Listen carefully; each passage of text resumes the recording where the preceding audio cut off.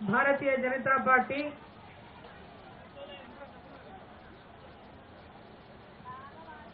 అసెంబ్లీలో ప్రతిపక్ష నాయకుడిగా ఉన్నటువంటి మహేశ్వర్ రెడ్డి గారి యొక్క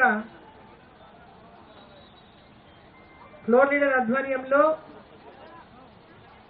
భారతీయ జనతా పార్టీ శాసనసభ్యులు, పార్లమెంటు సభ్యులు, భారతీయ జనతా పార్టీ వివిధ హోదాలో ఉన్నటువంటి నాయకులు చేపట్టినటువంటి యొక్క రైతు హామీలపైన ఈ ప్రభుత్వం హామీలను నెరవేర్చకుండా రైతులని మోసం చేస్తున్నటువంటి తీరుపై ఈరోజు చేపట్టినటువంటి యొక్క దీక్షకు నేతృత్వం వహిస్తున్నటువంటి నిర్మల్ శాసనసభ్యులు మహేశ్వర్ రెడ్డి గారు, అదేవిధంగా శాసనసభ్యులు రామారావు పాటిల్ గారు, అదేవిధంగా సూర్యనారాయణ గుప్తా గారు, హరీష్ గారు, పార్లమెంటు సభ్యులు కొండా విశ్వేశ్వరరెడ్డి గారు, ఈటెల రాజేందర్ గారు, అదేవిధంగా వేదిక మీద ఉన్నటువంటి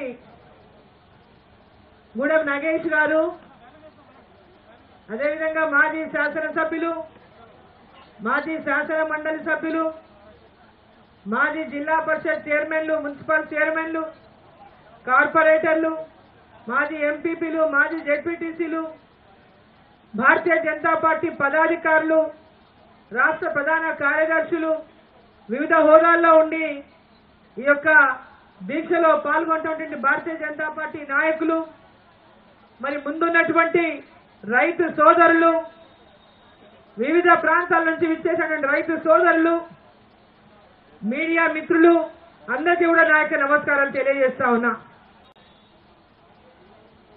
కాంగ్రెస్ పార్టీ ఎన్నికల ముందు ఇచ్చినటువంటి హామీలను ఒకసారి వాళ్ళు గుర్తు చేసుకోవాల్సిన అవసరం ఉన్నది. ఎన్నికలకు ముందు వాళ్ళు ఎక్కడ ఎలాంటి హామీలు ఇచ్చినా ఏ నిబంధనలు లేకుండా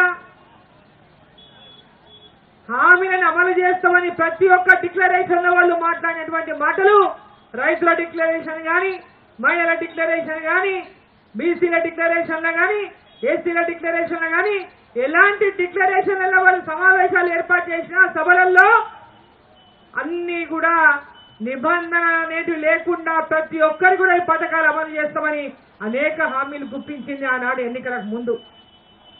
అధికారంలోకి వచ్చిన తర్వాత ఈ రాష్ట్ర ప్రభుత్వం గత ప్రభుత్వం అప్పుల రాష్ట్రంగా చేసిపోయింది. ఈ రాష్ట్రంలో అప్పులు తప్ప ఖజానా ఖాళీ ఉంది అని మాయమాటలు చెప్పి, మాయమాటలు అంటే అబద్ధం అని చెప్తున్నాను, వాళ్ళ మాటలు నిజమే. ఎన్నికలకు ముందు కూడా ఇదే మాట భారతీయ జనతా పార్టీ చెప్పింది. ఈ రాష్ట్రాన్ని అప్పుల పాలు చేసిండు కేసీఆర్. మరి మీరు చెప్తున్నటువంటి హామీలని అబద్ధపు హామీలు మీరు ఏ విధంగా నెరవేరుస్తారు? ఈ అప్పుల రాష్ట్రంలో మీరు అప్పుల రాష్ట్రం అంటున్నారు. మరి రాష్ట్ర ఖజానా వచ్చిన ఖజానా అంతా అప్పుల గట్ట నింగే సరిపోతుంది. మీరు రైతాంగాన్ని మోసం చేస్తున్నారు. మీరు 2 లక్షల రుణమాఫీ ఏదైతే ప్రకటించిందో మీరు బ్యాంకులలో పోయి అప్పులు తెచ్చుకోండి, మేము వచ్చినాక మాఫీ చేస్తామన్నటువంటి మాట చెప్పిండు ఆనాడు ఈనాడున్న ముఖ్యమంత్రి, ఆనాటి పిసిసి రేవంత్ రెడ్డి గారు. మరి ఈ రోజు నిబంధనలు ఎందుకు పెడతా ఉన్నారు? ఆ రోజు మీరు చెప్పిండ్రు 40,000 కోట్ల నుంచి 43,000 కోట్లు కావాలా ఈ 2 లక్షల రుణమాఫీ చేయడానికని. ఈ రోజు అది 15,000 కోట్లకే ఎట్లా పరిమితమైంది? 15,000 కోట్లలో మీరు ఇచ్చింది కేవలం 13,000 కోట్ల ఇంతవరకు.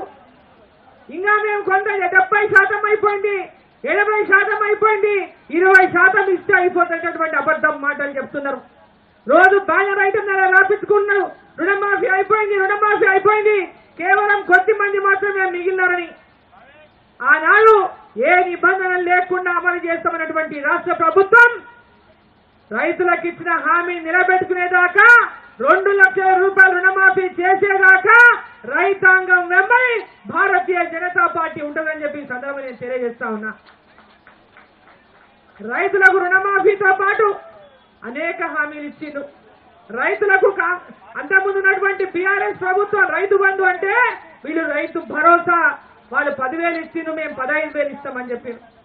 15,000 ఇస్తామని చెప్పి 2 లక్షల రుణమాఫీ అంటే రైతులు మోసపోయి ఈ ప్రభుత్వం వస్తే మాకేమో ఇంకా ఎక్కువ ఆదాయం ఇంకా లాభం చేసేటటువంటి ఆశయంతోన ఆకాంక్షతోన ఓట్లేసి కాంగ్రెస్ ప్రభుత్వాన్ని తీసుకొస్తే ఈరోజు కాంగ్రెస్ ప్రభుత్వం అన్ని రకాల రైతులను ఇప్పటిదాకా రైతు భరోసా కింద 1 రూపాయి కూడా ఇవ్వనటువంటి దుస్థితి ఈ రాష్ట్రంలో నెలకొన్నదంటే ఈ రాష్ట్ర ప్రభుత్వం ఈ కాంగ్రెస్ ప్రభుత్వం చెప్పిన ప్రతి మాట రైతులను మోసం చేసినట్లా కాదని ఒక్కసారి ఆలోచించుకోవాలని చెప్పి ఈ సందర్భంగా నేను తెలియజేస్తా ఉన్నా. ప్రతిపక్షాలు మా మీద విమర్శిస్తున్నాయి. ఇంకొక నాయకుడు చెప్తాడు అక్కడ భారతీయ జనతా పార్టీ ఎక్కడైనా రుణమాఫీ చేసిందే అని. భారతీయ జనతా పార్టీ ఎక్కడ ఏ హామీ ఇచ్చిందో ఆ హామీని నిలబెట్టుకున్నది. ఇచ్చిన ప్రతి మాటను నిలబెట్టుకున్నటువంటి పార్టీ భారతీయ జనతా పార్టీ అని చెప్పి నేను తెలియజేస్తా ఉన్నా. ఇక్కడ హామీ ఇచ్చింది మీరు, 2 లక్షల రూపాయలు రుణమాఫీ చేస్తామన్నది మీరు, చేయాల్సిన బాధ్యత కాంగ్రెస్ పార్టీ పైన ఉన్నది. మమ్మల్ని విమర్శించేటటువంటి హక్కు కాంగ్రెస్ పార్టీకి లేదని చెప్పి ఈ సందర్భంగా నేను తెలియజేస్తా ఉన్నా. ఈ రోజు హామీలు మీరిస్తారు, ఆడ భారతీయ జనతా పార్టీ ఇచ్చిందా, ఈడ భారతీయ జనతా పార్టీ ఇచ్చిందా, ఆ ప్రభుత్వంలో ఇచ్చిందా? ఈడ మీరు హామీ ఇచ్చినందుకు ప్రజల తరఫున అడిగే హక్కు మాకున్నదని చెప్పి ఈ సందర్భంగా ఇక్కడ తెలియజేస్తా ఉన్నా. ప్రజలకు మాట ఇచ్చి మోసం చేస్తా ఉంటే చూసుకుంటూ ఉండను భారతీయ జనతా పార్టీ అని నేను తెలియజేస్తా ఉన్నా. ఎక్కడ మీ రైతు భరోసా? ఎందుకు ఇప్పటిదాకా రైతు భరోసా అందియలేదు? 15,000 అని చెప్పినారు కదా, మరి ఇప్పటిదాకా 7,500 ఈ పంటకు ఒక్కొక్క ఎకరాకు రైతుకు అందజేయాలి. ఎంతమంది రైతులకు మీరు అందజేశారని చెప్పి నేను ప్రశ్నిస్తా ఉన్నా. రైతు కూలీలకు కూడా 12,000 రూపాయలు ఇస్తామన్నారు. కౌలు రైతులకు కూడా రైతు భరోసా ఇస్తామన్నారు. ఎక్కడ మీ రైతు భరోసా? రైతులకు ఎక్కడా? కౌలు రైతులకు ఎక్కడా? రైతు కూలీలకు ఎక్కడా అని చెప్పి నేను ప్రశ్నిస్తా ఉన్నా. దీనికి జవాబు చెప్పండి. ఆ రాష్ట్రంలో ఇస్తున్నారా, ఈ రాష్ట్రంలో ఇస్తున్నారా? అక్కడ ప్రభుత్వాలు ఏ హామీలు ప్రజలకు ఇచ్చినాయో ఆ హామీని నిలబెట్టుకుంటా ఉంది భారతీయ జనతా పార్టీ ప్రభుత్వాలు ఆయా రాష్ట్రాల్లో. ఈడ మీరు హామీ ఇచ్చిండ్రు, మీరు ఇచ్చిన హామీకి మీరు కట్టుబడి మాట్లాడండి. చేత కాకుంటే మిమ్మల్ని మేము మోసం చేసాము, మేము ఇయ్యలేకపోతున్నామని ముక్కు మీరు నేలకు రాసి క్షమించమని ప్రజలను అడగండి. అంతేగాని ఈడ మీరు ఇచ్చిన హామీలు భారతీయ జనతా పార్టీ ఇచ్చడానికి కాదు. ఈరోజు రైతులను ఒక పక్క మోసం చేసి ఇంకో పక్క ఏమంటున్నారు, బ్యాంకులలో వడ్డీ లేని రుణాలు 3 లక్షల రూపాయలు ఇస్తామన్నారు. వడ్డీ లేని రుణాలు 3 లక్షల రూపాయలు ఇస్తామన్నారు. మరి ఎక్కడ ఎంతమంది రైతులకు ఇచ్చారని చెప్పి నేను ప్రశ్నిస్తా ఉన్నా. యాదవులకు గొల్ల కురుమలకు 2 లక్షల రూపాయలు డైరెక్ట్ బ్యాంక్ ట్రాన్స్ఫర్ చేస్తామని చెప్పారు.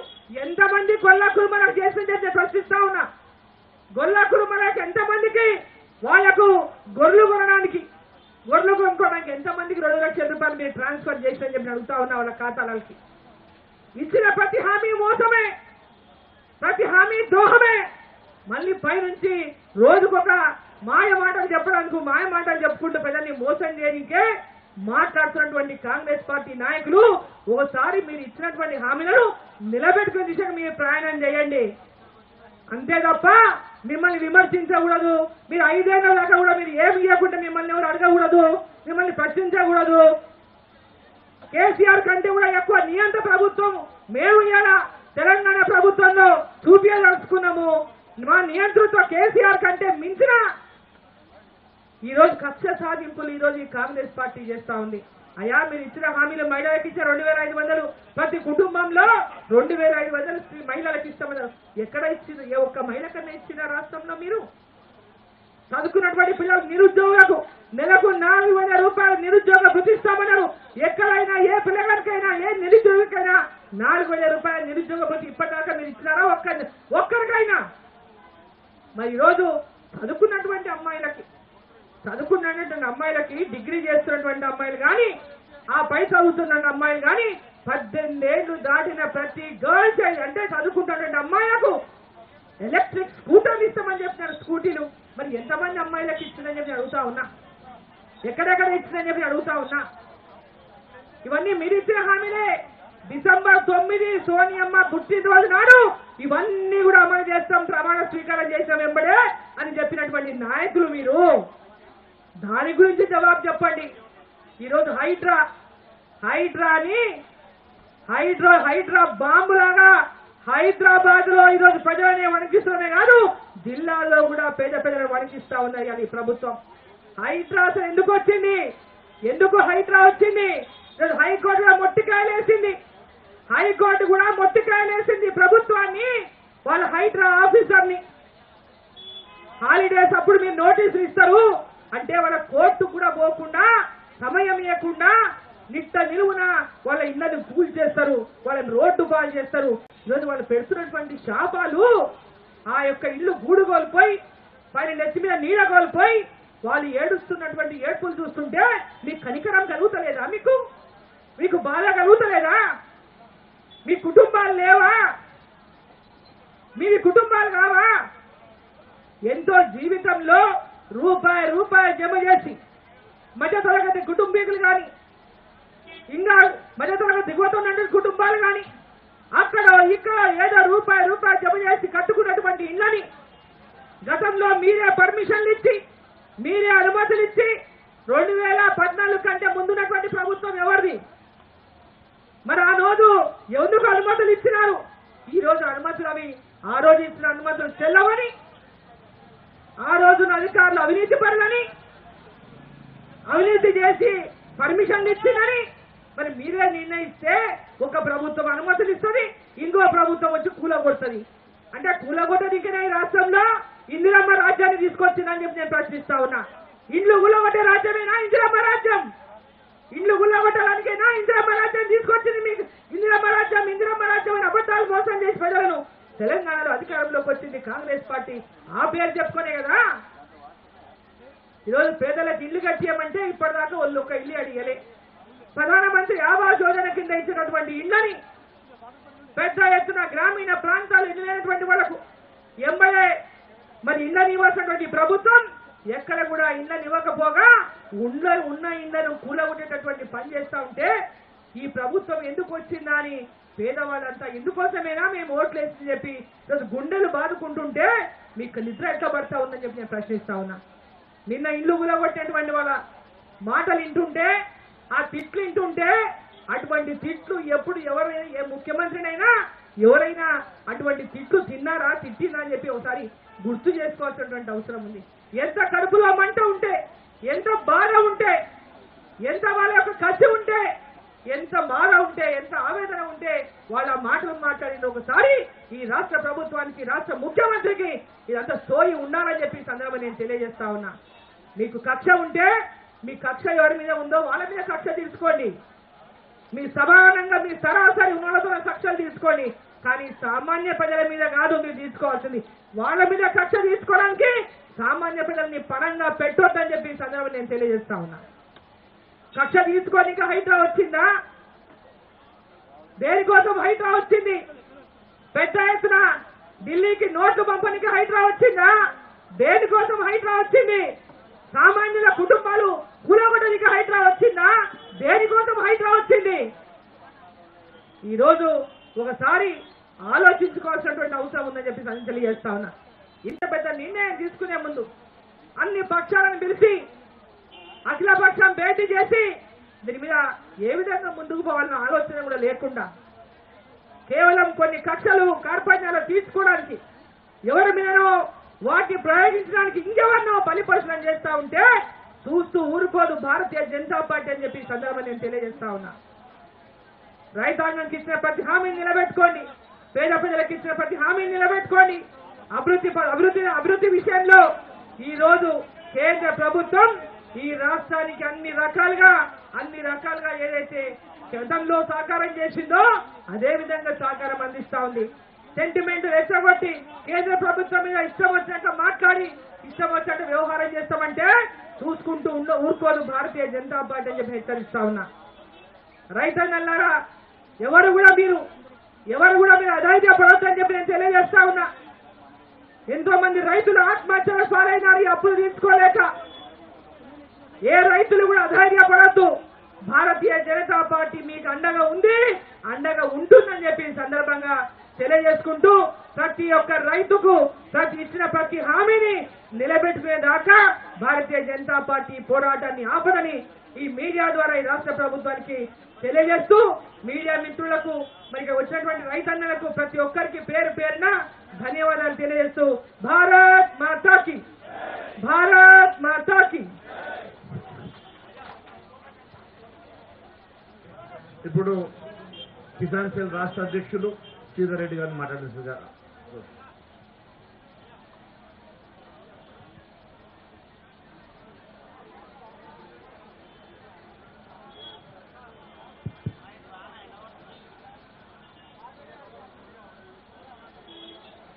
తెలంగాణ ప్రభుత్వం అనుసరిస్తున్నటువంటి రైతు వ్యతిరేక విధానాలను నిరసిస్తూ రైతులకు